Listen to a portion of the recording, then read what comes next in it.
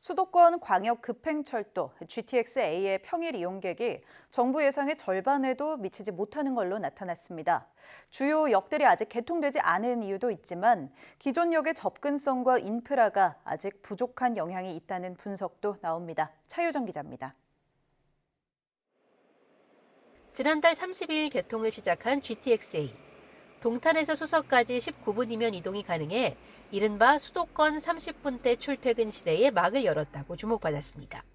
생각보다 자리도 많고 이용하기도 편리해가지고 환승도 가능해서 좋았습니다.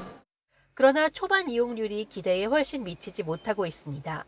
GTX-A 평일 이용객은 하루 평균 8천여 명으로 예상 수요의 46% 수준에 불과합니다. 오히려 주말 나들이 이용객이 하루 평균 15,000여 명으로 2배 가까이 많았습니다.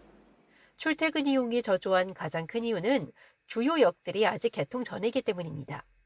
삼성역과 서울역 등 전 구간 개통은 빨라야 2028년에야 가능합니다. 정부는 승객들이 GTX를 새 교통수단으로 인식하고 이용하기까지 최소 1년은 걸릴 것으로 보고 있습니다. 현장에선 GTX 역사 위치가 아쉽다는 얘기도 많이 나옵니다. 특히 동탄역은 접근성이 많이 떨어진다는 지적입니다.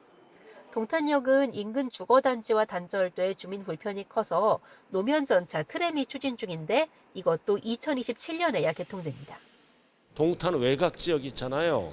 그런 데서 이거를 이용하려면 교통이 안 좋아, 동탄이. 전철도 없고 기타 등등 동탄역까지 오는 게 좀 불편하지 않나.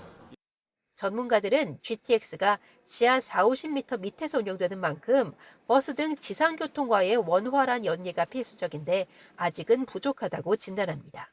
피크에 한 14분 간격으로 오는데 그 간격하고 버스에 연결하고 잘 맞춰줘야 되는데 시간적으로 싱크로나이징이 되도록 해야 되고 부족한 지역에서는 버스 노선 조정도 이제 필요하고 수요를 획기적으로 끌어올리기 위해선 다른 노선 개통이 더 속도를 내야 한다는 견해도 있습니다. 광역급행철도는 규모의 경제가 필요합니다. GTX-A만 가지고는 충분한 효과를 볼 수 없기 때문에 BCD가 가능한 한 빠르게 개통이 되는 데서 개통 초기인 만큼 추이를 지켜봐야겠지만 모니터링을 통해 실제 출퇴근 시간을 줄이기 위한 추가 보완책을 마련할 필요가 있어 보입니다. YTN 차유정입니다.